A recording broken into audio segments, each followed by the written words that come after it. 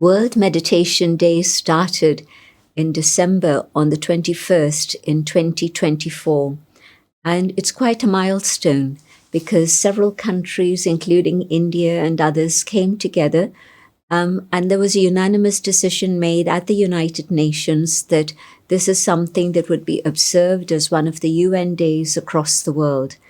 And it's very beautiful that this is happening. I had never imagined that I'd see the world acknowledging that meditation is the way forward for peace. And so it's beautiful that it's happening now. It was very beautiful for me to know that people are now acknowledging that meditation is a valid way to think about a contribution to the world, to make the world a better place. Because prior to this, most people thought that meditation is something very personal. You don't even talk about it. And you certainly don't think about it as making a difference to the global issues of the world. And for me, this was an acknowledgement that, yes, when we start working on the inner level, there's going to be ripples of change outwards, and there's going to be an impact in the globe also.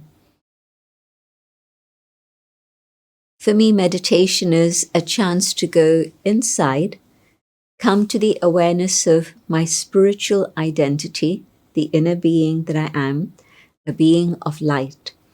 And in this awareness, to come back to an inner state of equilibrium, balance, and peace, which is my natural state of being.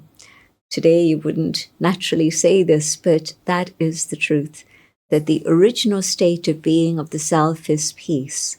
And when I'm at peace with myself in this way, then I can move to a higher dimension and be in contact with the divine and make that experience of a relationship and a connection with the divine part of my natural experience of life. And so meditation is, for me, a day-to-day practice, and a practice that one can try to have through the day as much as possible, even whilst being engaged in the world and fulfilling all the responsibilities that we all have to.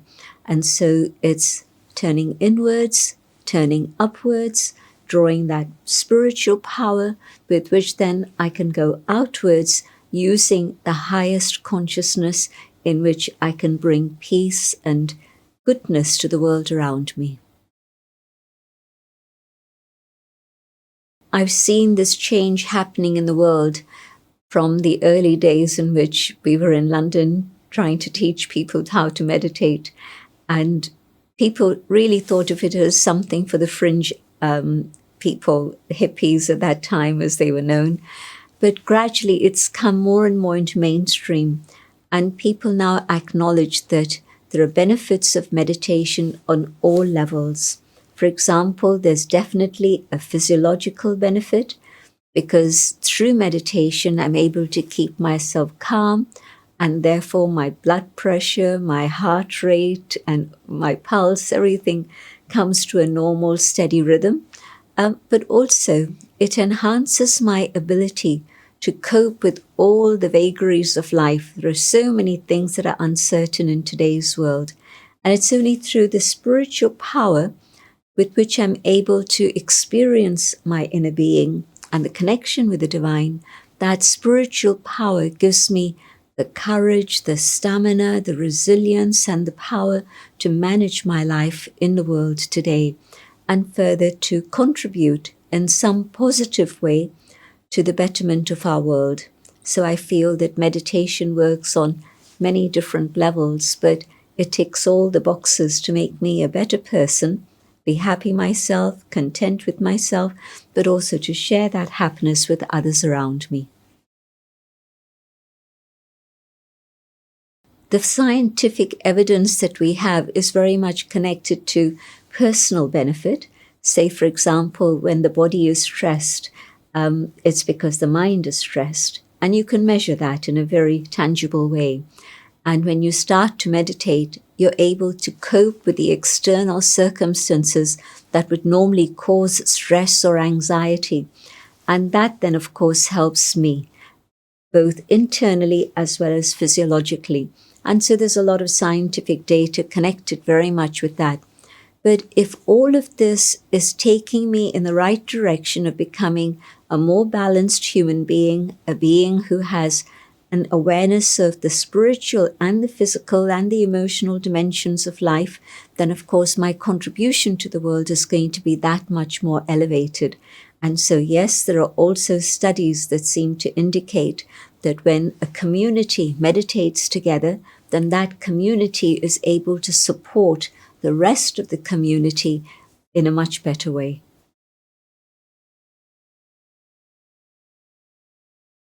More and more people are acknowledging that peace outside can only happen when there's peace inside.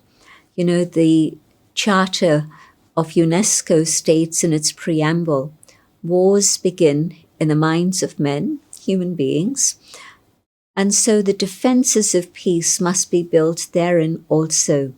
You know, even if we didn't have weapons, if there were just sticks and stones, if I'm peaceless inside, there's still going to be violence on the basis of sticks and stones. But if I'm peaceful within, then it's not a question of whether I have the armaments or I don't, but my own inner peace is going to be able to spread to others and inspire them to follow a life of non-violence, of ahimsa, do no harm to others, so that then together we can move forward to a better world.